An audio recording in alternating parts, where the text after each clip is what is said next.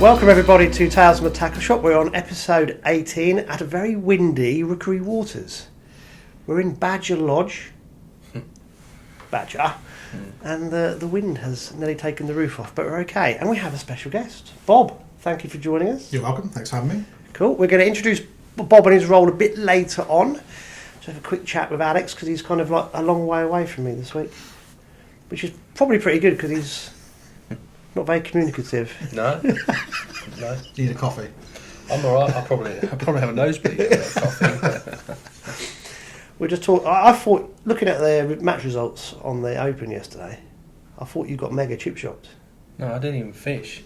Your name was down on the board. Yeah, I thought James might have stitched me up there. Yeah. Peg 80 something. Mostly they just put not drawn or did not fish or whatever. But no, I thought, cheers, James. Thanks for that, mate. It normally says DNW, doesn't it? Also, Yeah. Had dash. DNF, yeah. So, Not weigh. Yeah. But I don't know. I weren't gonna fish. Then Bob said you got a ticket because there's a load of people dropped out because of the weather, and I thought mentally, I wasn't. You know when you're going every week and you're looking forward to it, but this week I didn't. I just shoved the gear in the van, shoved all the bait for everyone. I thought we'll go for a draw, see what happens, and got the bucket and I went, you watch, I bet it's bloody 81, and I went 83. I thought, oh my god, I can't believe that. So I was like, it's the same peg as well that I had 3 or 4 weeks ago. What are the chances of that? And I thought, it's one below the turning bay going towards the bypass. It's like 45 mile an hour winds. There's no cover whatsoever in that peg. And I thought, really? What I'm going to learn more by watching and looking at all the top anglers fishing it differently, and I really enjoyed not fishing. Was Tim Mills in it then? Was Tim Bates in it then? No, there was literally... Anglers? There was me, Graham, Steve Slater, even Bob Fishon didn't fish himself. That was it. I think there was only us 3 or 4 that managed to get a ticket because obviously people had dropped out, and the rest were all teams practicing. Obviously the Hotrods lads were there and the Image lads, but I don't know, I enjoyed walking about and learning a few things, seeing how other anglers start the match more than anything, how they approach it, and it was good. Remember you mentioned to me about you can't work out why these top anglers managed to get these skimmers out. Yeah. Did that happen yesterday? There was odd skimmers caught, but they were caught in where they always get caught, if you know what I mean. But remember you said you get one and you can't... Yeah, there was... well, you'll see from the results, it fished the worst it's ever fished, I think. Even for the, the epicenter bits that probably aren't going to be in next Saturday, but even those weights are really low, really low. It's... The weather is horrific. It's been battered. Through my headphones I can hear the wind howling. It's a mad. I think first thing this morning here was worse than Friday. When I was driving down here, could not open the doors to the bait shed or the container. I followed on the the march to Chatteras Road, the bypass A141. I was following a sofa delivery lorry, and I'm not kidding, it went onto its left wheels at one point. Yeah. And everybody hit the brakes, and I thought this is going over. It was crazy. It went right over. The poor bloke driving it must have had a massive brown adrenaline rush. Yeah. Like, what's going on? I was just thinking that's crazy. How has that nearly got blown over? So if he's going to deliver whatever's in the van, he's got no chance of getting back, has he? Because he's got no weight to hold. No, it is crazy. I mean, I think it's dying down a bit this afternoon to like only 80 mile an hour winds.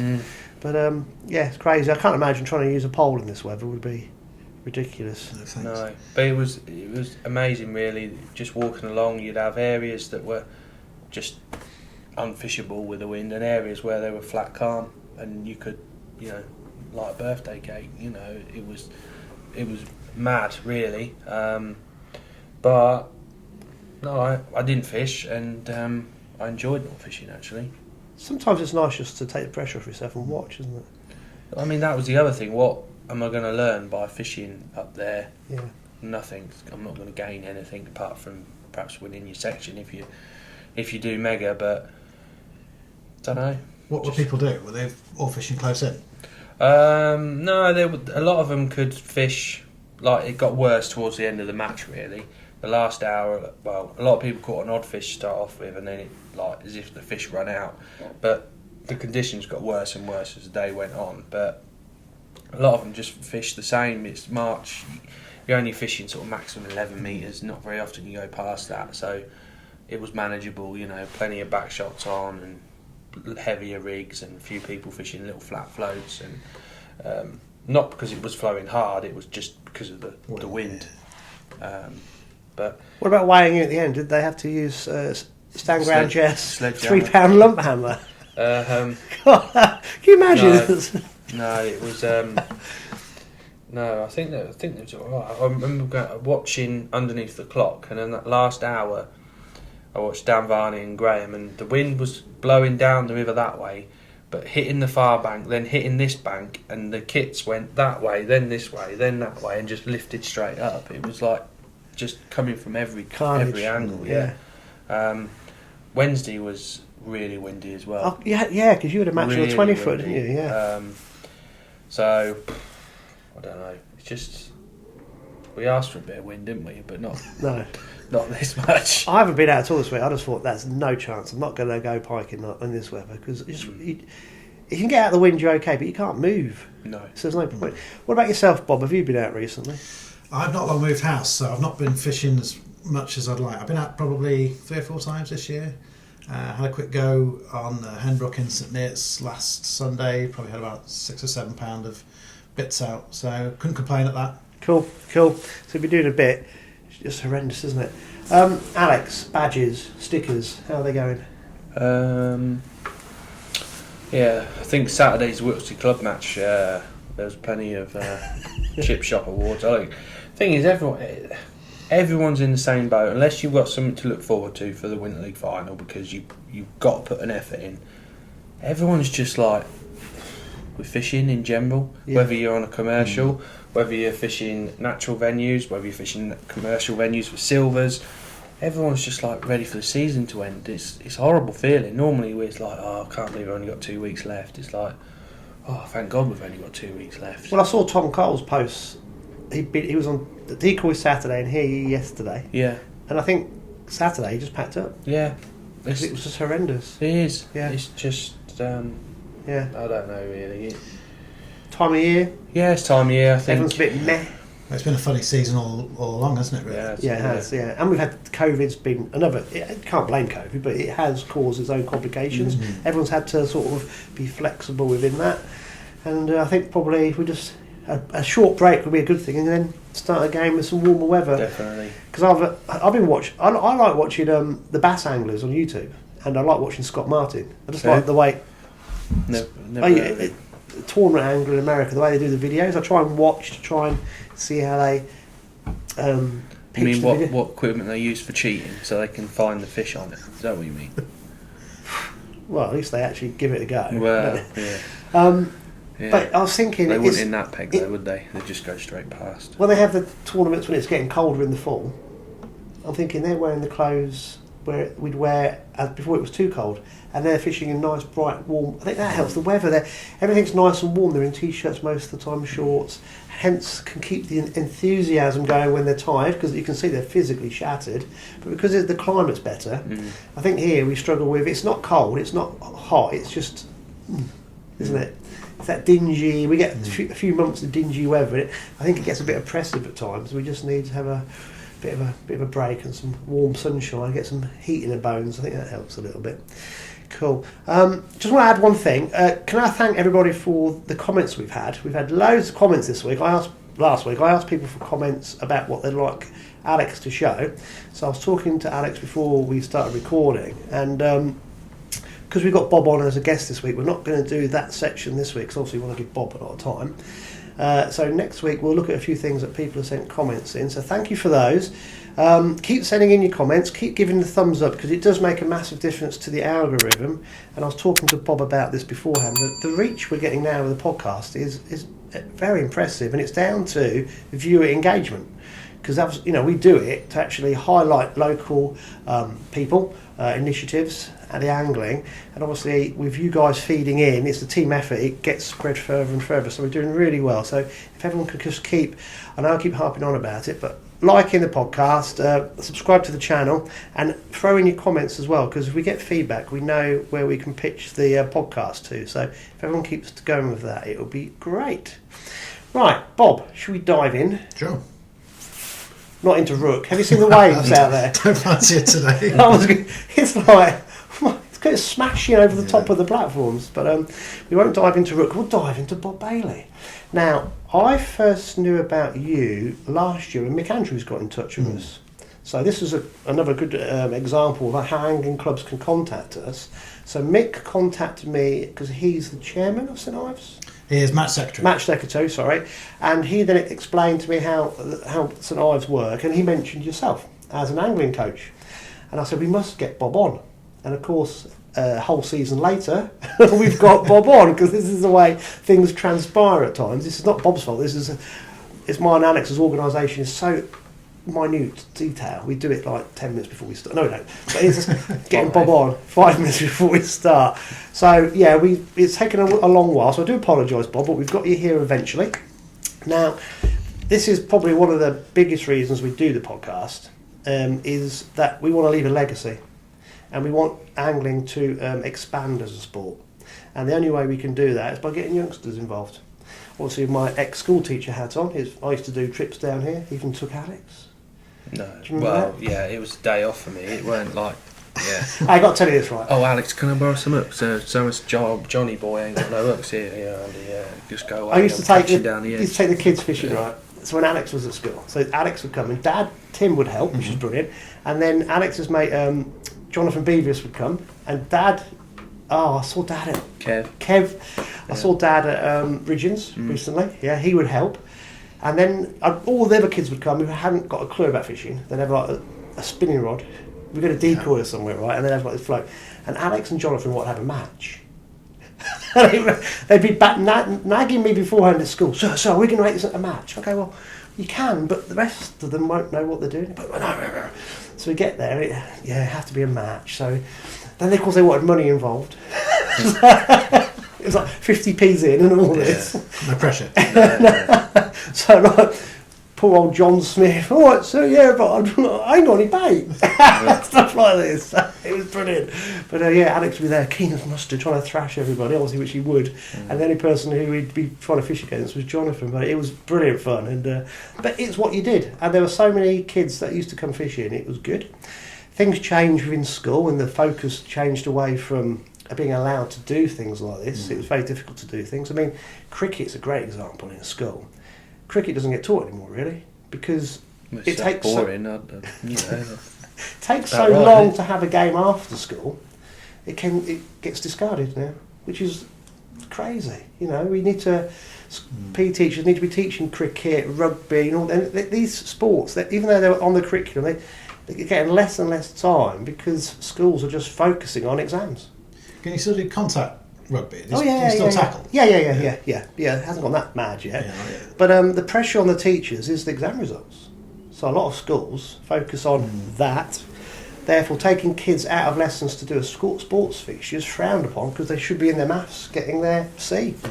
And this is a problem that we've got in angling, because that's a problem we have in schools with major sports. So something like angling really gets pushed to the back seat, doesn't it? So it's really now down to families taking youngsters fishing.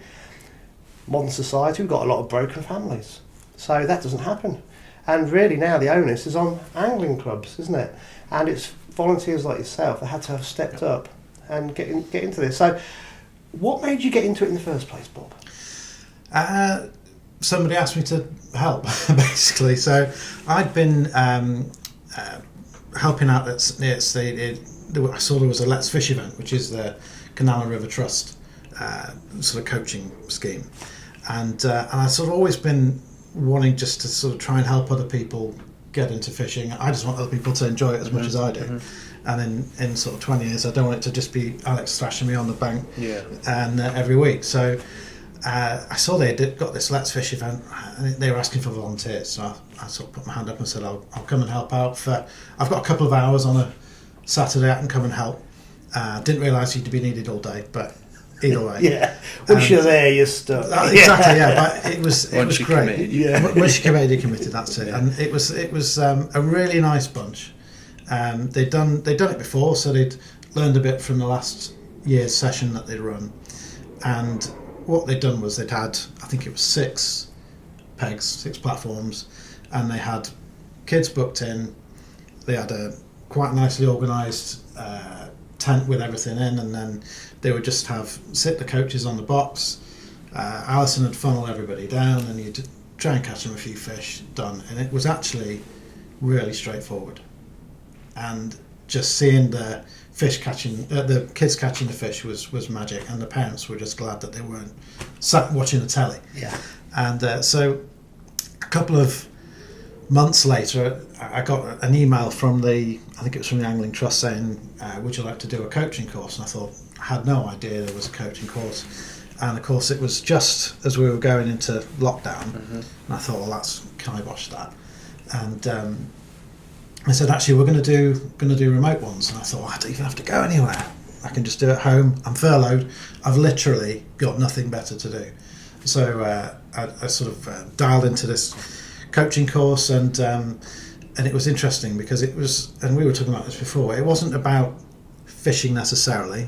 It's about coaching, and you're sort of guiding somebody to find their own way there with a particular task, whether it's passing a rugby ball, whether it's bowling a cricket ball, or whether it's tying a loop in the end of a piece of fishing line. And so that's how I sort of got into the coaching side of things, and then into the being a licensed coach. I'm on the level 1, which is only the basic one.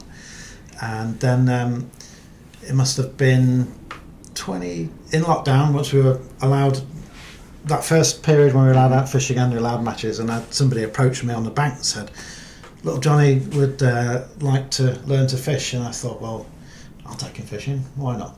And it just sort of spiraled from there, really. Brilliant. I think you have to be a certain personality to do this. And we've bumped into each other a few times, haven't we? Yeah. And I can tell straight away that you're a very caring person, because it's time consuming and you wanted to put something back into the sport. Yeah. So that's the first thing, isn't it? It needs people like that to really pick it up and drive it forward. So that's to your credit. So when you started doing this, and you've done a lot more since, haven't you? So how's the role expanded for you?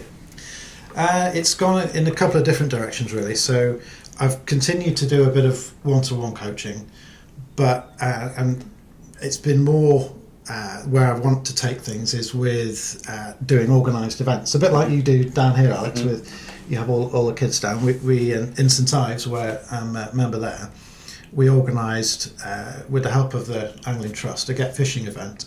So they helped with getting the paperwork done, which was actually a lot less than I thought there would be, and just a bit of confidence building, really, just to tell us what direction to go in with certain things. And I knew that learning from the St Ives lads that they would to use Eventbrite for booking, for example, and then you don't have to do all that organisation yourself because the website does it. Everything is dead simple. And so I'm keen now to get more people fishing in St Ives. I want to get back to that culture of fishing, where this is where we live. Fishing is part of our culture, and that helps. Really, it doesn't just help get more people into fishing, but it also protects fishing. Yeah. Because it helps protect against something you mentioned the other week about the aunties and the pet or whatever you call them. And because people see, actually, fishing isn't cruel. These people are having a nice time, they're out in the countryside, they're enjoying themselves, they're applying their minds to something, and it's positive. And so that will help, because even if kids come and try it and they don't do it, at least they'll be like, oh yeah, fishing's all right. And they'll have that positive attitude about it. Other people see younger people fishing and it becomes trendy, doesn't it? You know, if someone else is doing something, you sort of look at what they do. Oh, there's a young family there. Oh, shall we do that? And that's it. And the parents absolutely love it, because they are crying out for something for kids to do. Yes. Mm-hmm. Absolutely crying out. We had our first event in St Ives. We had three people on pegs, and we had 4 or 5 people come through. But the amount of interest, I just put a post on the local Facebook page. We could have filled it 3 or 4 times over. St Ives, on the event I helped with, they had 64 kids through in a day. Wow. Yeah. So if you can replicate that a few times over, it's incredible. So the organisation for this, because obviously teacher hat, I'm thinking of CP, child protection, all that necessary. I'm going to call it red tape. Yep, it is. That you have to go through for obvious reasons. It's a minefield, but the way you've just explained how you organise it is actually awesome, because it's very. You've got the coaches with their on the river, on the fishing platforms, because that's the first thing. Water hazard. Yeah, well, if someone falls in, that's how you learn. You get out. But you have to fill in a risk assessment for it. It's like crazy. Yeah. I mean, as a kid, I think I have been in every drain in the whole of Cambridgeshire, because Morton's Lane at Ringsend, we used to go there as kids, and Dad tells his story as I think I caught a fish, and Dad had it, and he dropped it, and I shot through his legs to pick it up, and I was desperate to put it back, and I put it back, but I followed it. I did like a forward roll in, and we took the Johnsons, who were 2 lads who lived 2 doors down as well, because that's what he did, and it's like first thing in the morning, and Dad said, you wouldn't go home. You were drenched. I said, just sat there fishing more, absolutely soaked. But if you fall in, you just get out. Yeah. But as an adult, I've been in every bloody drain in the whole of this area, because even on the bank, sometimes the bank gives way. You drive in them, don't you? Yeah, I do. Yeah, but it's problem solving. It's what annoys me. All this risk assessment, those problem solving. Accidents happen, because accidents don't happen anymore. It has to be someone's fault. It's someone's fault. Yeah. Oh, it's nonsense. So, I think it's brilliant what you do. So you've used the platforms which negate a lot of that, which you have to do. But it's like, so you thought about that, and then you don't have them all together. You actually have them in at time slots by the sounds of things. So the parents are bringing them, or the parents staying. Parents are there, and that actually covers helps, that, because that covers you, means you don't need to have everybody DBS checked. Yeah. And that puts everybody's mind at risk. Yeah. You've got parents there, and it's a great situation where you've got a brother or a sister come with them, and they're like, can we have a go as well? You know, go on, have a go. Yeah. You have a fish, and then they end up trying it out and doing it as a family. And what a brilliant present! We've given them a gift, don't we? Really? Yeah. We've given them something to do as a family together. So the organisation is getting around the red tape is actually very well thought out, because it's actually involving the whole family unit, and the person that's doing it might not be that interested, but someone else in the family is probably more interested to realise what it's about. And so it's about taking. That's really good. Yeah. Because that was another question I was going to ask you. Because obviously, of this, we'd like more volunteers into the schemes that are going on around the country with angling clubs and angling trusts and so forth. But people are going to be worried about the DBS side of things. If you don't know what DBS stands for, I've forgotten what it means now. It used to be called something disbarment service. Yeah, it basically, I should know all this. I did this for many years. But so, teacher, for example, you had to be cleared to work in a school. So it was checking your history, and the DBS is the same. I'll think of it in a minute. It's the new form of this, whereby you have to have clearance to work with children or vulnerable people. I think that's correct, isn't it? Yeah. So when you go, so if I was to go to work at a new institution that had youngsters or vulnerable people in, I'd have to have a new DBS done, even though I'm a qualified teacher. So every institution you go and work with, or organisation, you have to have a new DBS done. You can't use one to cover everything. So that's what we were talking about with that. But the way you have that organised covers that, because the parents are there. You don't need the coaches to have the DBS, because also there's a charge for this as well. I think it's £50 at least every time you have it done, which is another consideration, because it's costs. The whole thing becomes a bit of a minefield to work out, doesn't it? So I like the way you organise that. That was great. So how many times have you done the coaching with St Ives? We've done 2 sessions last year. We did plan 3, but I got COVID in July, so that nailed us for July. So we started, I would say, a month late. So that put us off from doing the 3rd one, but we're planning more for this year. So the 2 you did, how many children did you have? We had, I think it was 16 on the first one and 20 on the second one, because what we did was we thought, right, we were confident after the first one. We don't want to overstretch ourselves. We wanted to try and get it right. So we didn't have too many. But that's a good number. Oh yeah, Because you've got the families there as well. Oh yes. So you're not talking about 16 or 20 people. You're talking. So that's probably, you could double or treble that number. Yeah. Of who was actually physically there during the day. That's right. That's fantastic. And the Angling Trust, they assign people to the different regions. And when I think a year ago or 2 years ago, it was there was only 2 regional development officers, and now I think they've got a team of them. So I worked with a chap called James Roche originally, and then it's now a chap called Tom Humphreys, and both of them have been very helpful with understanding some of the paperwork and all that kind of stuff. Because really, it's actually quite minimal. You have to do a risk assessment, and I'll give you an example of what that looks like, and I just adapted it. Yeah. And then once you've done that once, you never have to do it again. You just check, is that still accurate? Yeah, good. Yeah. And then you give a little code of conduct to everybody. Right, read that, done. And then, like I said, you don't have to be DBS'd. You just, because the family's there, everything's sorted for you. Dead straightforward. That's good, because that's one of the things that's puts you off doing lots of things, is this red tape and worrying about what ifs. But you've explained that beautifully. How many did St Ives have down on their scheme?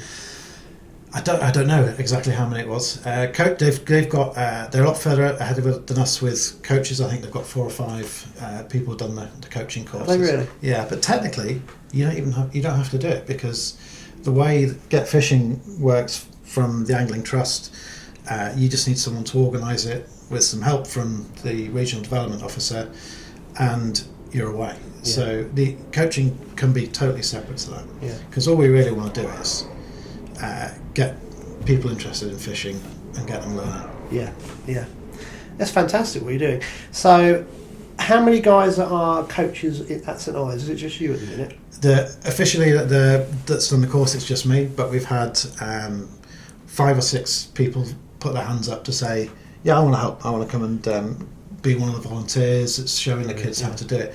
It's really straightforward, because, I mean, if I can do it, anyone can do it, because I'm not going to pretend to be the world's greatest angler, but I can get someone to catch a bleak, I can get someone to catch a roach or a perch, and that's all you need to do. Yeah. If you get 5 or 6-year-old, 10-year-old who's never caught fish before, and they go home and they've caught a little bleak that we would want loads of in a match, that they will absolutely love that. Yeah. Excuse the pun, but you've got them hooked. Got them hooked, that's it. Yeah. Alex, you had something similar going on here, didn't you? Yeah. So remind me what that was. So we had just an open day. Obviously it was to help raise the profile of the fishery and bring non-anglers to the fishery as well, and we haven't done it for a few years because of COVID obviously, but organise an event. We did it for 3 years. I think the first year we had about 60 kids fish, and then the following year we had sort of about 120, and the last year we had about 180 kids, which was through obviously the Angling Trust. It was good because we put on other things as well to bring them here. So it's bouncy castles, tractor rides. We had assault courses. We had straw made. We had a bit of everything, so you could bring the whole family. And we haven't done it for a couple of years because of COVID. But it's just all the coaches that help are obviously anglers, like you say, with the St Ives boys. You have to have 2 or 3 qualified coaches here, but the rest were just anglers that fished generally pleasure fish here or fish the open matches and stuff, club matches, and they got more enjoyment out of that because they feel like they've done some good. It's like, and everyone that's been wants to do it the following year because you feel like you're doing so much good. Yeah, it is very rewarding. It is. Yeah. I couldn't do it all the time now. No, don't think I could do it once now, but no, it is. I think it's nice. It's the smile, isn't it, on a youngster's face? Yeah. And that they get one on, the panic that ensues. It's really some, as a family as well. It's a family, so you'd get, say, sometimes the dad wouldn't have anything to do with the fishing whatsoever. And normally the mum's like, I'll give it a go, type of thing. And then, or the grandma or something, like one of them sort of goes, I'll give it a go, and sort of whenever I was coaching, I was always trying to get the competition side of me. I was always trying to get Like, right, here's another whip for you, mum, and we'll fish with this one, or dad against boy or whatever, and just first to 10 or whatever. And some of them, I found that the younger girls took quicker than the younger boys. I don't know why. They could get used to flicking the rig in, and they just did what you said, whereas the boys were just like not listening to you as much. But I don't know if you've found that whenever you've coached that the girls pick it up quicker than the lads. You're into the psychology there. I think one thing we found is that there was a lot more interest from girls in learning to fish than you would have thought about it, because it's an embarrassingly low proportion of girls that fish, but from our events we found above a third were girls, and one of them was almost half. That's another thing we haven't spoken about today, and we did I had two Adels on the podcast last year who were two female lure anglers. One of the Adels used to be a carp angler, but she's lure fishing now, and it was interesting talking to them about the stigma involved. I think it's getting better as it's decreasing. There's been one or two I've seen, because Alex, you have the ladies commercial national here. It's the wrong title. It was meant to be this year, but it's not now. So we just have a 2-day ladies sort of festival, and they're sort of your higher end ladies anglers that are from all over. So it's quite competitive. They all know each other as well. It's quite friendly and chilled out. But there's quite a few little ones popping up here and there. So, if there's any local anglers, local female anglers that want to fish, it's a perfect opportunity to fish against the best. Can you remember the dates on top of your head? I'm going to say it's sort of end of June, July time, because the national was meant to be, I think it's start of July, I think. Yeah. It's a Saturday and a Sunday. Last year they had 23, 24, so... It's good. But also, angling negates the gender, doesn't it? Yep. It's not like rugby, where it's a power sport. You can't mix the genders. That'd be impossible. But fishing, you can. It's not. There's no advantage between being a man or a female. It's on a level playing field. It's good to see the ladies carp team as well has been raising their profile and for girls in angling as well. Yeah, no, it's important because, like we said, like at the beginning, Bob, you hit the nail on the head. It's important to do these things to keep the sport going, as in keep it a high profile amongst society, but also make it open to everybody so more people take part. So we do leave a legacy, because there are lots of underlying issues involved with angling. If we're not careful, we could lose it. Yeah, absolutely. Access, all sorts. Yeah, pollution. The antis, PETA, all that, if you look what's going on politically. I hate politics, but you look, it does get a bit scary sometimes. You think, hold on a minute, there's an underlying issues here. It's a part of our heritage that we go hunting, and part of that is fishing.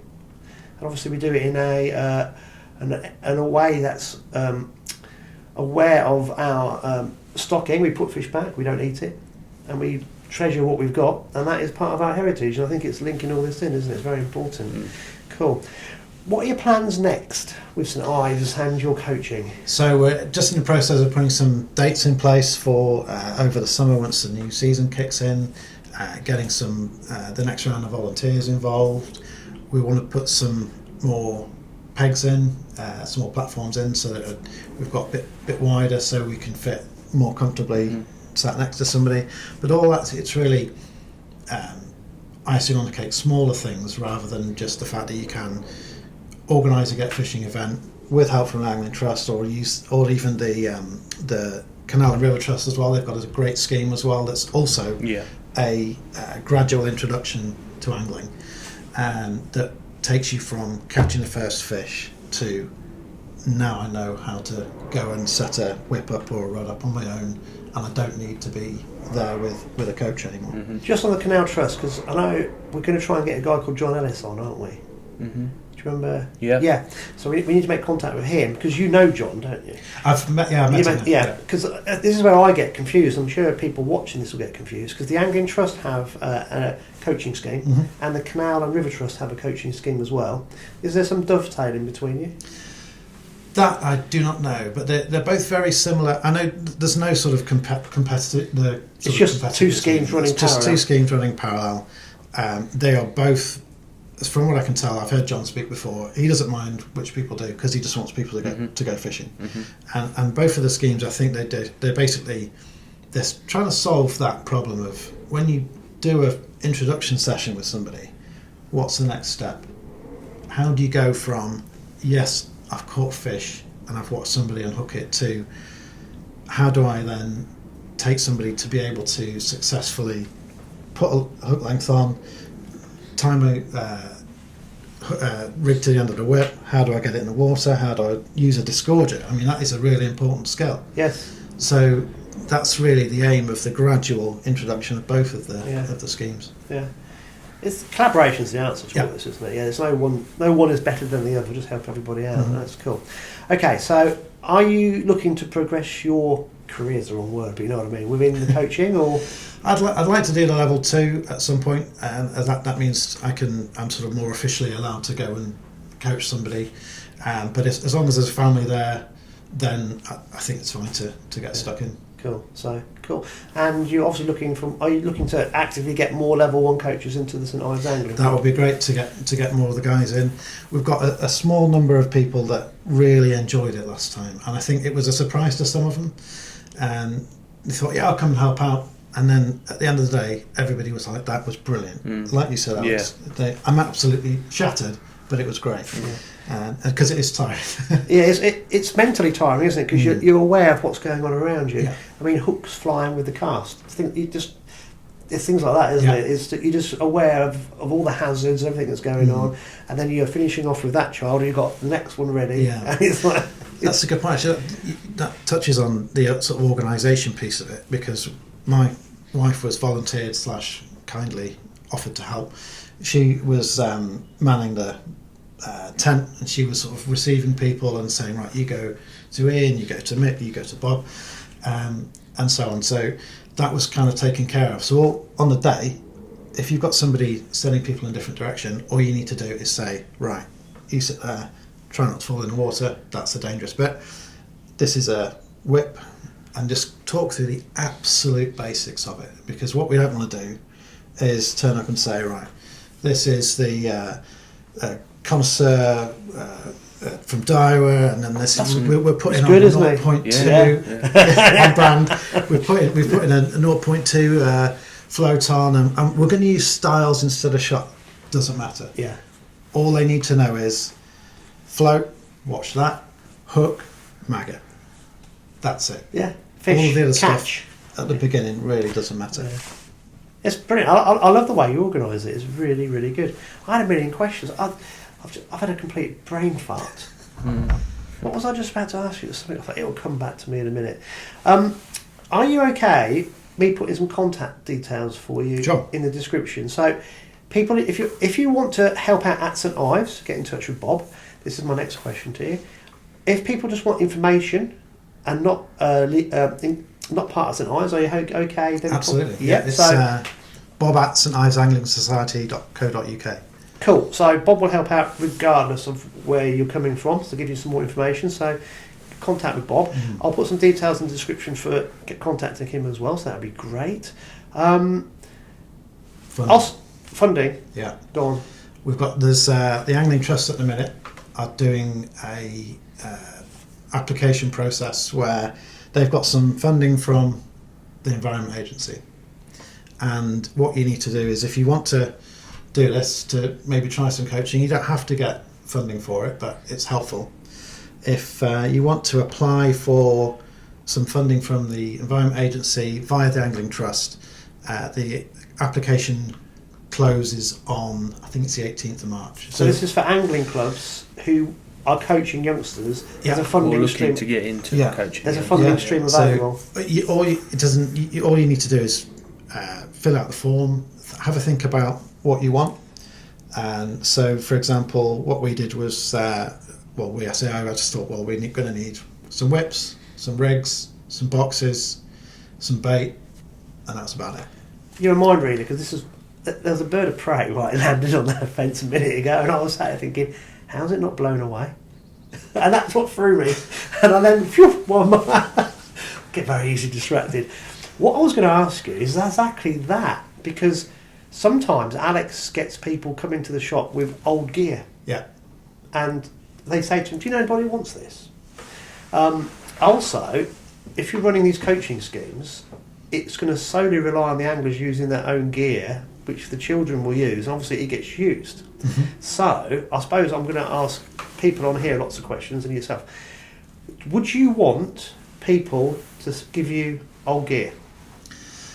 Or is there a problem with it? It depends. So, when you're trying to get people into fishing, what you want to do is show them how easy it is to get into it. So, for example, I wouldn't take my 750 quid seat box and a 700 quid pole and all the gear. What I would do is I would say this whip costs a tenner, or this box costs 75 quid, so they know that there's not a barrier to entry to doing it. So do St Ives buy standard kit for you to use, or is it? Have you that's what we got the funding from. Perfect, so we used the funding with the help from local tackle shops as well. Alex gave us a good deal on the whips. Mm-hmm. So when you do your application, they'll want to see that you've got a bit of help from. That was my next question, because I'm not going to ask Alex, because Alex helps so many people. Yeah. Did you have help from local tackle shops around St Ives as well? Yes. Perfect. I mean, who was it? Because it's not tackle and baits. Sure, it was Stan's give us some good discounts on the baits. Is that Stanjay? Yeah. Perfect, and that's what we need. So that's what I was going to say next. Because obviously tackle shops are watching this and all sorts. So if the angling club in an area gets in touch with a local tackle shop, we will give them a shout out on here if they've helped. Because is all part of that collaboration. So if people let us know about who's helped with different projects, because you can't do the coaching unless you've got. That was what I was thinking. I'm thinking Mark Pollard sitting there. No, you can't. Do you know what I mean? If you've answered the question, you actually need to use standard equipment, which is budget equipment, that the children can use, because they will stand on things. Things will get broken. Absolutely. These things will happen, but also they'll relate to it and they'll know what it looks like in the tackle shop. And it's that also under registering with brands and what.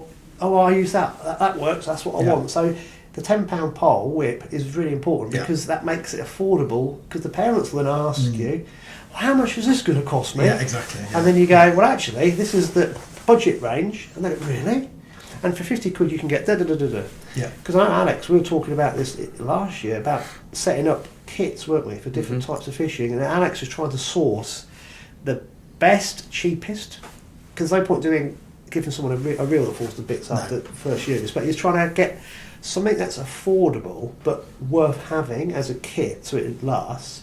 So when people come in the shop and they're starting for the first time, they can just buy a pole kit or a feeder kit or a float fishing kit. So that's what you guys need as well. You need kits, don't you? Yeah. And we've had a few people say, well, we'll happily make up a load of rigs for you. That kind of thing. That's really helpful as well. Perfect, yeah. So for youngsters, sort of, I would say 4 to 7, I would start them off on nothing but a whip. Yeah. Because it's dead straightforward. Yeah. Once they're a bit older, then they can start on a rod and a reel, because I think we've all done it. You end up with a big tangle and you're spending, as I did, half an hour all the doing time nothing. in the shop. Absolutely. I'm going to start fishing. I need a rod. I need this, and you're like, no, you don't. You need a whip, a rig, land a net pole, some spare hooks, just a couple of disgorgers, and a box of maggots. That's all you need.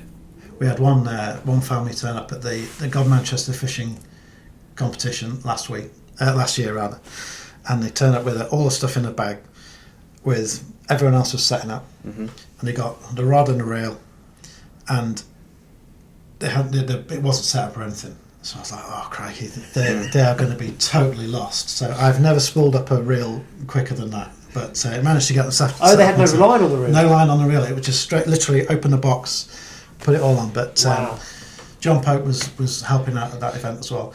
That's actually, I will say that the God Manchester fishing competition is a really good example. So every year, for God knows how long, they've had a competition where all the kids go, and God Manchester's a nice place for it because they've got the recreation ground, that the river sort of bends all the way around it. It's nice, it's not great big raging torrent, and you can catch a few fish, and that's what I like to see, is where the fishing is embedded in the culture, and that's where it's really really worked. And I think it's the kids, it's the schools help because they help the kids fill out the forms at the end of term, and that goes into the organisers, and then fishing competition happens, and it's all nicely organised by I think it's the community association. They help organise it. They've got the loudspeaker and do the draw and all that sort of stuff, and then afterwards they go back to the Comrades Club in town, and they have a little presentation. It's absolutely brilliant, and we were able to give some. The Angling Trust gave us some books last time. They get fishing books that we're able to give away as prizes to the winners. That sounds like a fantastic event. It's great. Yeah. Sorry, obviously I've got a very strange brain. It's flitting all over the place. So basically, if people have got kit they don't use anymore, it would be useful to you guys as coaches if it was things like budget poles, budget rods, budget whips. Reels, anything. But the whips are best. Landing net poles. Yeah, landing net heads. Yeah. Old seat boxes, the plastic weaver ones. Nice light ones. Yeah. Still got one of them, haven't you? I still use it from a trout fishing. It's brilliant on a boat because they're not waterproof. But what was that? That was the wind. No, it's not. It wasn't me. It was me. Excuse me. Oh, hello. The noise through it, I'm going, what's going on? The roof's taking off. I know it's Bob's phone. I tell you, it's been good to see as well that the Shakespeare brand has come back in the last couple of years because they've got their sort of iconic seat boxes are back, and that's a really nice side of things you could not get probably obviously in the May after COVID. Them sort of things just sold out. Normally you could just get them like that if you needed it, and all the Daiwa ones, I don't deal with Shakespeare, but all I got some Colmic ones, and they all just went really quickly. It's great for youngsters because they can carry them. Exactly. They can't lug a great big heavy seat box around, but they can carry that. That's the other thing. Kids need to get to rivers using their bikes, don't they? Mm-hmm. She's left a message. Because they don't live next to a river. Yeah. So they've got to be able to carry their gear. This is what tackle companies need to start going back to basics. So you'd have your box over your shoulder, you strap your rods to your bike using some spongy cords and your landing net, and off you go. And you'd be alright. Duct tape, yeah. Frame your bike. Because kids want to cycle, they can cycle everywhere, they can do it. I was going to tell you this, right? So when you were talking about that God Manchester match, this is how things have changed, I think, for the worse. So when I was about 10, I started doing some boys' matches. So Dad would drop me off down Well Creek at Outwell. It was Outwell. I always get the two mixed up. And it's where the river was just going out of the village. And I don't know if it was a local farmer or someone had a nice big house. Their driveway literally backed onto the river, and they'd open up the gates. And that big car park was where you get dropped off, and where all the tables were with all the trophies and everything ready for the presentation.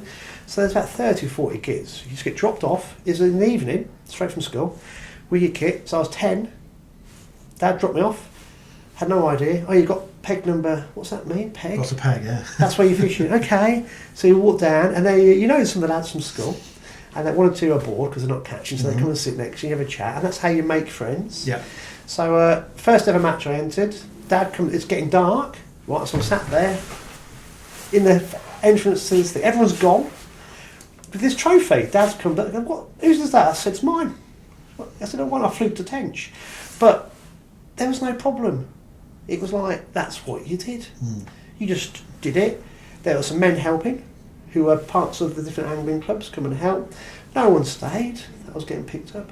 I remember we used to go on holiday to Cromer. We used to fish something called Fell Brick Hall. There was a lovely tench lake there. Dad would drop me off in the morning. I remember two old ladies were sitting next to me for about 2 or 3 hours because there was this young lad on his own. But I'm fishing. Mum and Dad were brilliant parents. They weren't being neglecting me, but that's what you did. You just went off and did it, didn't you? These days, it's like we actually live in statistically the safest times ever, but because everyone's got a phone, they can video everything.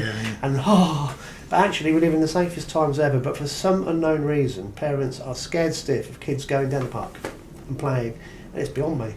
Kids need to just get out and play, don't they? And that's how you become resilient in life. You fall over, hurt yourself, get up, push yourself down, have a little cry. Your mates take the mick out of you, and you build resilience. And fishing's so important that kids go fishing. If they slide in, they've just got to get out. And if they get wet, what do you do? Well, you dry yourself off, don't you? They do. I think that's one of the things why parents unknowingly like kids going fishing so much, because it teaches them responsibility. They learn about nature. They learn about how to look after animals. They learn about concentration. They're learning, but they have no idea that they're learning. Yes. And that's brilliant, because they're not sat in the classroom. And they're not sat at home on their PlayStation Yeah. with this. This is the biggest problem we got, isn't it? And they're not sat behind a screen sending hidden messages, winding people up, because we're getting to that. Who would do that? Bob, you're a superstar. Right, we'll come back to Bob in a minute. Mm-hmm. I'm conscious of the time. Shall we fly through the match results, Alex? Yeah, can do, mate. We have no airs and graces, Bob, just butt in. Sure. Yeah? Yeah. Is there anything else you want to add at the minute about the coaching scheme, or have we covered most of the bases? I think we've covered most of it, yeah. Perfect, right. Because I don't want this to... Because sometimes we have a 2-hour podcast, and I think 2 hours of listening to Alex is a nightmare. Well, most people mention to me it's a nightmare listening to you, but they are. It is, yeah. Are you a professional this week, and have you got it written down on bits of paper? No, it's all in my head. It's all in my head, mate. What, your own match? Well, you didn't fish, did you? You kind of bopped No, it. but, you know, it is what it is. So what we had this week, basically the venues have took a proper battering, not just from anglers, but from the wind. Friday, I've seen some videos of March. It was running like you've never seen it before, and the wind was basically, when a boat goes through and it churns the bottom up, and that's what was happening, and it was just loads of crap going through. So the lads that fished on Friday, fair play to you for a start, they didn't catch a great deal. Saturday they didn't catch a great deal practicing, which is a shame really, because when you're coming down to practice, you'd like to you're going to learn things, but you'd learn more if conditions were more relevant. But they've learned not to come. Well, there is that, yeah. They learned where all the good pubs are in March, put it that way. We had a match Wednesday. That was basically the start of the awful weather, and it's continuing at the minute. We had a little match on the 20th at the Footbridge. Loads of people keep saying, is there no fishing on Chain Bridge? No, they're not catching nothing. It's just part of the fens at the minute. There's Bob, little pockets. This is the match that Alex normally fixes and draws peg 1 every week. Yeah. Unbelievable. Yeah. Well, I've come to the conclusion I'm not going to fish midweek matches. I'm going to save my good peg for the Sunday match where it matters, I think. Well, your tactic has normally been to get someone else to draw for That's win. right, And that's where you went wrong on Sunday. Yeah, it is, yeah. Completely, yeah. And you don't learn. You should have got John Taylor to pick your peg. You weren't there. Oh. Otherwise I would have done. But it was horrific weather. We pegged we did 4 on the opposite bank, and 2 on the near side bank to the right of the Footbridge, and then we put 8 or 9 pegs to the left. So it was a good match. 14 or 15 fish. So we was a bit like, what are we doing? Why are we even bothering? I managed to draw peg 3, which was 2 above the bridge on the opposite bank. It's easy to get more pegs in on the opposite bank, but there's a big sign saying this bridge will be closed from so-and-so to so-and-so. So pegging the Winter League final, we were going to peg that far bank, but they're closing the bridge? Yeah, they're closing the bridge. Why? There's probably, I don't know, it just says bridge maintenance, but done nothing wrong with it to me at all. But so we can't commit to saying we're going to peg the opposite bank, because knowing full well on Friday all of a sudden Fenland District Council were down there knocking nails in and taping it all off. So you can walk in from Hobbs Lot. Yeah, well that's about a 4-mile walk, isn't it? Can you imagine that? With the trolleys. With the motorised trolley. And then there's a bloke the other side waving, look, I'm parking behind my peg, look. So I think the way it's going to be pegged in the final will be sort of 4 above and 9 below. So the peg I drew, which is 2 above, has just been all rad fishing. Bunghole. It is bunghole, yeah, it's good peg. Bunghole baits. Yeah, and so I just took my whips. I thought, I'm just going to put my little bag of whips in. I had some ground bait. I'll give that to Graham Welton. He said, I haven't got any ground bait. I thought, you can have that. There's about 5 kilos there. I just took pinkies in them. Hold on, you didn't charge him? No. Well, he's a tight northerner, Graham, isn't he? Yes. He's probably going in freezer now. He told me to freeze my crab. Yeah. He's probably put it in kilo bags and like that's for Monday's match, Tuesday's match. Label it up. Yeah. So good old Greg. So he drew peg 1, which was the end peg. So it went 1, 2, 3, 4. So Jeff was next to the bridge. And then it went 5, 6, 7, 8, 9, 10, 11, 12, 13, 14. Jeff Tuttleby? Yeah. Stand ground Jeff? Yeah, stand ground Jeff. Before you go on, I remember his mate was driving the boat that Who? went through you last week. That big? The barge. Was he? How do you know that? Because he messaged me. His mate? Yeah, Lee. Lee? The boat said Deb Lee too, didn't it? Why? And Lee is actually one of our Fenland Guardians. Oh, right. Yeah, Okay. so Lee lives in March, has a boat that goes down the Floods Ferry, and That was a massive boat. huge, yeah, it's a big Yeah. black and red thing. That's it? Yeah, Massive. yeah, lovely bloke, really nice bloke. Yeah. But apparently he was born in Stand Ground as well. Oh, was he? So we've got Stand Ground Jeff and Stand Ground Lee. So you need to be careful now, because otherwise you'll get Chatterers of Peterborough. you get the Stand Ground Massive come sort you out. Yeah. So, where were we? Yeah, so that's how it was pegged. Just took my whips with me. It's real windy. I thought I'm just going to set a whip up. I'm just going to catch £30, 18 inches deep, feed a few pinkies, and 937. have a knackered little wrist and loads of hook holes in your hand. And I started off on that, and wasn't solid as it was. But what fish I caught were bigger. And I thought, well, that's not too bad. You know, odd ones that you think, well, I should really be netting them, but I'm going to swing them anyway. Got two choices. Started okay, and it got peaked a little bit sort of after an hour and a half, and then it just died completely on me. And I'm thinking, oh shit, I've got nothing set up properly for fishing the bottom. So I've done a 5 metre whip up with a makeshift rig, but the way you fish the 20 feet, you can't do it properly with a whip, especially in that wind. Too deep. Is Well, it? it's not that. It's you've got too much line, and it's hard to explain. With the 20 foot, you need to be fishing it tighter, Right. if you know what I mean. I never had any ground bait either, so I'm ladling pinkies in as many as I can get in to try and get some bait and a bit of a column going through. And I managed to make something work, if you know what I mean. But if I'd have gone there with a couple of 3 bottom rigs, 3 or 4 3.5 metre whips, fished the right match, you would have caught £30 and probably won it. But Graham drew the end peg. He started slowly, and his peg just got better and better and better. So he was furthest away from the bridge. Yeah, so I think them Rudd, we keep saying, oh, they live near the bridge. No, I think they just go to the end peg. They start near the bridge and they go away. I think they liked his ground bait. He didn't feed it. He just kept it. Yeah, he kept it.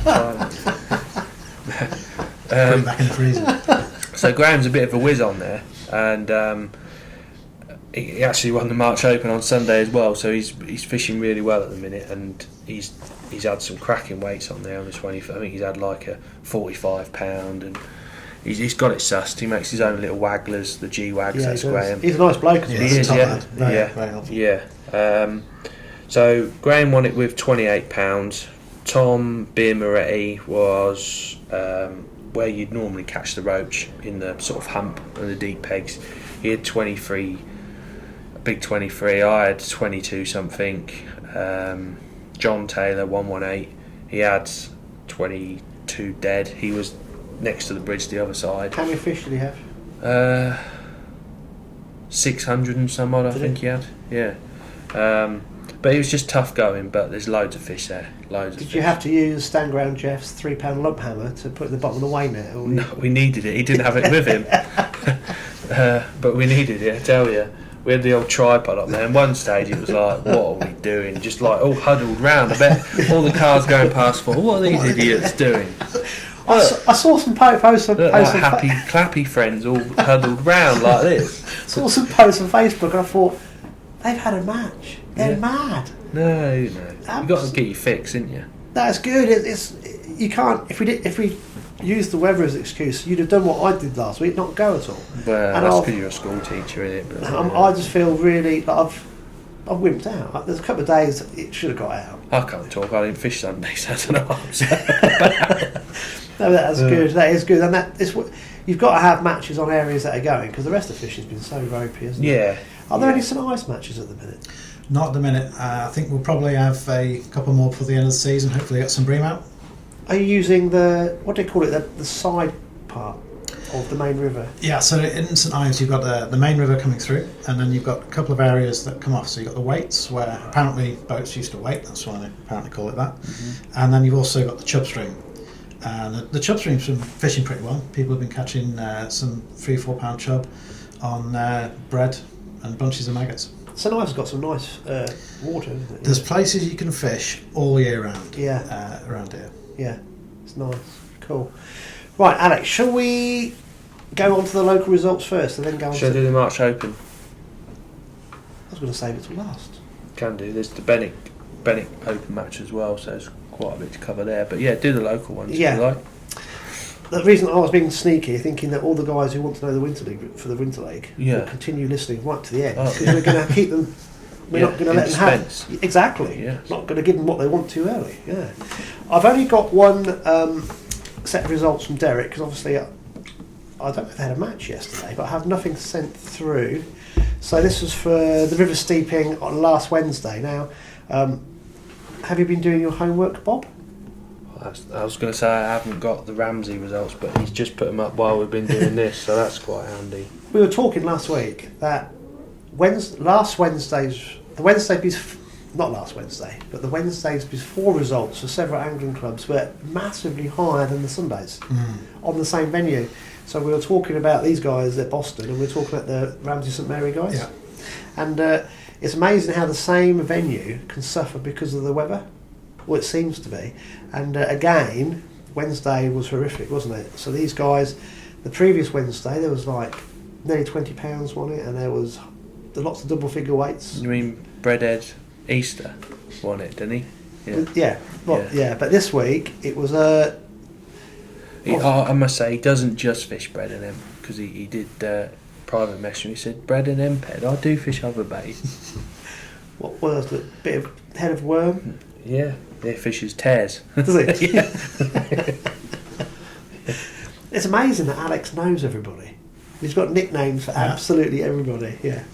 Okay, so the Wednesday results. So this is river steeping. First was Chris Hodson with £3.14. Second was Steve Richardson with £2.15. Third was Dave Ashmore with £2.06. Fourth was Alan Slater with £2.2. Fifth was Mark Cook with £1.11.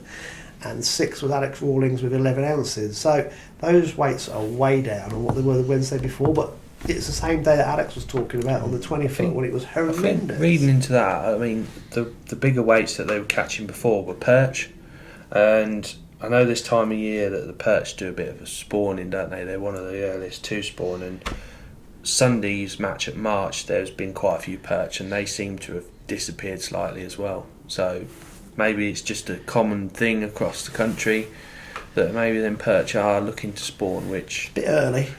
They'll spawn after pike. Pike haven't spawned yet.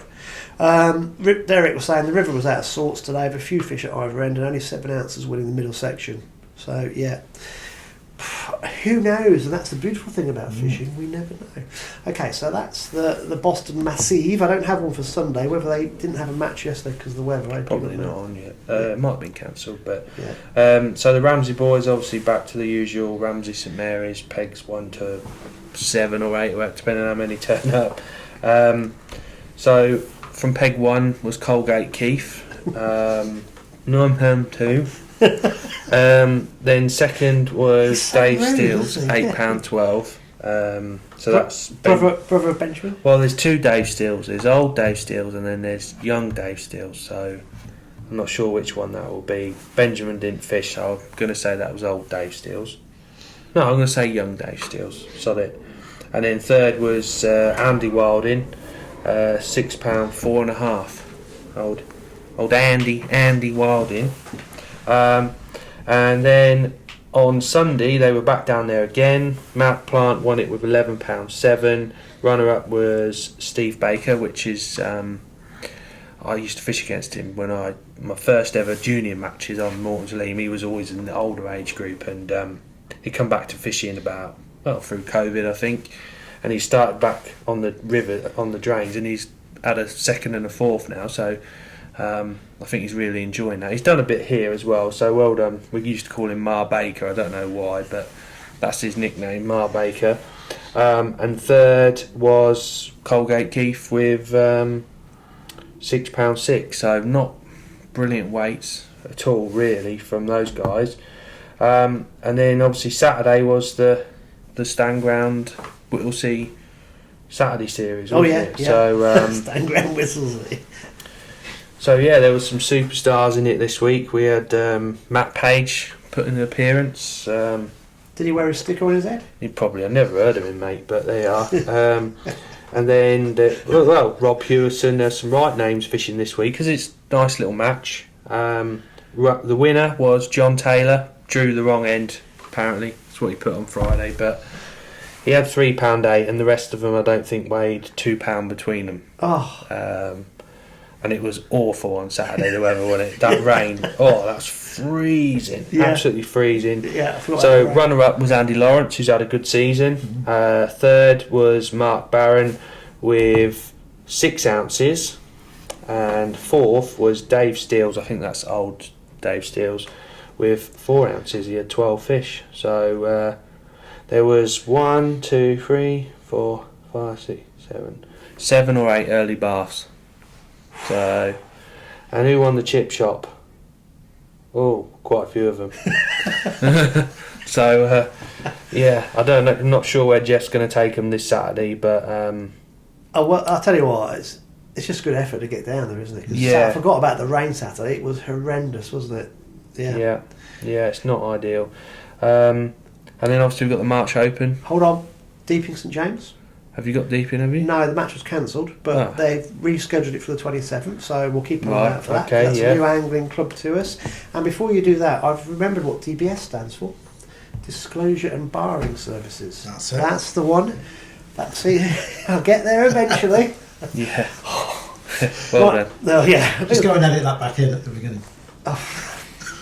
Getting old, mate. The old brain doesn't work like it used to. It never used to work well in the first place. Right, Alex. So what were the other matches on then? So there were 2, weren't there? There was March Open and then the. Yeah, so I'll do the Stanjay. Yeah, Stanjay match. had one on Bennett. Yeah, so Stanjay had basically the overflow of the March Open. So they fished a section on the 20 foot. I think pretty much pegged how we'd pegged it in a week, and then obviously 20 pegs on Bennett. And Bennett fished reasonably well. The winner was Colin Mayer from Peg 29, which is just on the trees at Little London. Well, there used to be a tree, I think it's all been cut down now. They've just been down and just demolished it, a bit like the Narras at March. They've cut all the trees down, chucked them all in, and done a great job as normal. And then runner-up was John Gore with £7.2. He was on Peg 26, which is the first boat at Little London. And third was Roger Priestley with £6.5, and he was on Peg 1. So few more fish getting into the town end. March was won by Ben Lawrence with 25.12, and then there was Simon Wayne was second with 25.2, and then there was loads of 17s. That's on the 20 foot. Yeah, on the 20 foot. So good fishing. Yeah. Standard fishing. It's going to be tough Saturday, but it's going to be a good match. I think it's going to be a close match. There'll be a set of pegs. The way everywhere is at me, it's quite sort of peggy. The fish are in pocket, so you'll have 3 or 4 pegs catch quite a few fish, and then 2 or 3 pegs that you want to avoid. And you never know where them pegs are going to be for some reason. It just, beforehand there might be a draw. You think that don't look very favourable, but then after the match you'll go, look, you'll see, there's a little pocket of fish. What's decoy like? Is that peggy at the minute? Yes, as well? it's commercial fishing. Yeah, I was going to say. Whether you're fishing here, it doesn't matter. With that wind as well. Yeah, they're going to push. You've got a peg where you can't get to the fish because of the wind, and then a peg that doesn't normally produce but's flat calm. Yeah. All of a sudden becomes a good peg. So they can't practice for that, can they? Because it's just the wind's going to push the fish around the lake as well, I'd imagine. Not really. They just winter in the same spots. Really? Yeah. To be honest, the wind's quite good because it'll add a bit of colour and make them move a little bit. But like everywhere, you've got to draw the right areas. Yeah. So Saturday's Winter League final on March and Decoy. Yeah, March. So there's 3 sections at March, 1.5 sections on Bennett and a half section on the 20-foot, and then all the lakes at Decoy are being used. Cool. So the last thing is March Open. March Open. Yeah, short and sweet. I think there was 85 fishing Sunday. There's only one person who didn't weigh in, and that was me, because I didn't go to my peg. I walked the whole match there. I thought, I'm the only person that's not fished. I could believe it. Did you not get an over abuse after? No, not really. Right, so now's the chance, guys. This week, give it's him the those. first time I've never not gone to my peg. The Spaniard, Marcus Aurelius, will have to make some new badges. So it's not the chip shop. DM did not fish. Or CBA. What's that then? Can't be asked. The CBA award. Yeah. So, match winner again was Graham Welton. With fire. It was quite enjoyable. Sat there with a Greg's in the morning with a coffee, watching him start his match. Mate, you could have gone to the ship and got a pint as well. Could have done. Yeah, I had all my boots on and stuff. If you'd have phoned me up, I'd have come down. And yeah, but no, I see Matt Barker was there. He bought me a nice milkshake as well. The Welny Angler. The Welny Angler, yeah. So match winner was Graham. He had £14.6. He was right underneath the clock, which when you look at the framing places, most of these ain't going to be in on Saturday. Bob, this is very close to what Alex nearly fell in last year or the year before. It was a couple of pegs to the left, yeah. Yeah. Someone actually reminded me of it. They said, "Oh, isn't that where you nearly fell in?" Just watch this stat. Yeah. To be fair, it's very steep, but he was. Oh, you should have heard him going on about it. It was so funny. He was spitting. Bloody! What did you put me there for? Oh yeah, and to top it all off, I walked the match length this week, and the peg that I drew in the last match, when I was moaning at how tight it was, that was in, and the peg that Lee Kerry drew weren't in. I thought, sod's law, innit? Cheesy. But to be fair, the guy that fished it caught 2 little fish off the peg, so there's going to be some areas you do want to avoid, and that's one of them. So match winners Graham, runner up was Kye Jerrom from Pig Market Corner, £12.12. All lots of little skimmers. There was literally no roach were caught. What roach were caught were like boggly eyed, or either absolutely immaculate and not been caught before, or they were not in the best of states. So that was first. Second, third was Helen Dagnall, £11.12. She was 2 above the long peg behind the swimming pool. All skimmers, I think. And then there was Rob Casterton drew the culvert peg. That will be in. And Helen Dagnall's peg will be in as well in the actual match. Rob caught really well for a couple of hours, and then they've just backed off. Then there was... who was next in then? There was quite a few sort of £10 weights. I think it was £10.5 might have got you in. So that normally you wouldn't even win a section with that normally, would you? It's like, and that's got your frame in place. First section was one with £3. Ali Shuffle had £3 a perch. Then there was sort of, as you went through up to sort of Wigston's Bridge, so what will be 1 to whatever, I don't know if it's A, B, C, D or whatever in the actual Winter League final, but the first half of the section was lots of little waspy perch and an odd roach, and the second half was all decent-ish roach, odd skimmers, odd little perch, and then it was sort of an odd £8 winning section, but sort of £3, £4, £5 all the way through.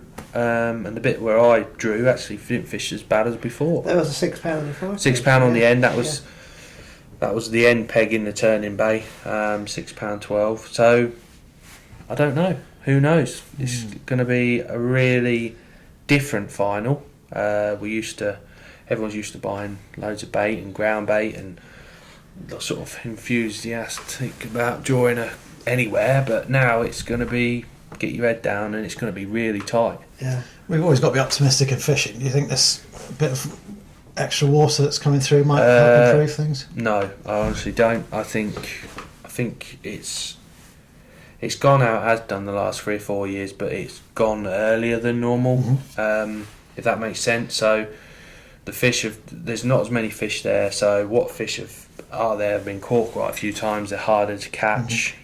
You have to keep moving. You can't just plunder one line. Presentation's going to be a massive thing, and feeding as well. Even though you know, there's not, the weights aren't as big, I still think you have to be on it. If you know what I mean, it's not like you're fishing for one fish. You can make a few bites happen. Smaller hooks, lighter lines, lighter rigs, that sort of thing. So yeah, I think it'll be a close match, and you know, good luck to everyone fishing. Really, you know, we're not fishing, but yeah, it's just one of them things, isn't it? Yeah. So yeah. Have you had lots of orders coming in this week for bait? Yeah, a few. Yeah, I think because the draw's on the Friday, a lot of people are like, oh yeah, I'll get bait for you. No, the draw's on Friday night, so it's like, oh shit. What am I going to do about bait? Do you know what I mean? It's a bit like that, but you don't need a lot. You really don't need a lot this year. Well, if they run out, just see Graham Welton. He's got loads of ground bait, so they're right. He can go down with his bag. Maybe use my ground bait on Sunday. Can you imagine that? I hope he has. No, he hasn't. So funny. No, I'm sure he chucked it in afterwards. But or up the bank, I don't know. But yeah, so good luck to everyone, and yeah. Yeah. Well, right, Bob, we're going to draw this to a close. Anything that you'd like to add? I guess if you're interested in teaching the next generation to fish, just helping people get on that path, have a look at the Angling Trust website. There's some information there you can look at for putting an application form together to get some funding. You don't have to do that. If you can just set up a session run by the club yourselves. Get in touch with me, or get in touch, more importantly, with your Angling Trust Regional Development Officer, and they will be happy to help give you some advice. That's perfect. Cool. Yeah, I'll put loads of details in the description of the YouTube video and on the audio links as well. If in doubt, get in touch with Alex and then he'll pass you on to Bob, because Alex has no one phoning him. It's fine. Look at his face. No, don't phone Alex. Do you know what? I had this voicemail at 11 o'clock at night the other week, and I listened to it on the next day, and it went, "Hello Alex, it's so and so. I'd like to order a large Hawaiian pizza, 2 doner kebabs, and something else." And I'm thinking, is someone on the wind up here? They must be. And I could hear him talking to his missus in the background. She's like, "What are you doing?" It's like, "Oh, look, Alex, it's Alex, he'll sort it out." I'm like, no, I don't know what you're about. Oh, you've opened the floodgates now. Oh, mate. You're going to get so many phone calls. Oh dear. Right, but just to finish, good luck to everyone in the Winter League. Alex has already said it, but it's going to be difficult. But that's what sorts the really good anglers there, in my opinion. Obviously, you've got a draw to catch, but that's match fishing, isn't it? As I said right at the beginning, keep liking and subscribing to the channel, people. Keep sending in your comments. We'll do more show and tell next week, and we'll answer some of the questions that people have sent in. Bob, thank you so much for your time. Thanks, gents. And well done with everything. Keep going. You're doing a brilliant job. It is fantastic. If other angling clubs or coaches want to get in touch, please do, and we'll highlight what everyone's doing. This is what we keep saying every week. Alex, I hope you're going to fish a bit more next week. Look, he's not even listening to Possibly. me. It's like being back at school all those years ago. Never listened to me then. Yeah, because it was cricket. Wasn't I the coach for your rugby team? Yeah. Yeah. You listened to me then? No, you didn't. No. You didn't listen to me. No. Right, guys. Good luck, everybody, fishing in the weather. You've heard it over. I can hear it whistling. We haven't taken off yet, so we've been okay. Bring this to a close. Be safe out there because it's a bit wild, but get out wherever you can. This has been Tales from the Tackle Shop, a Fenland Fishing TV production.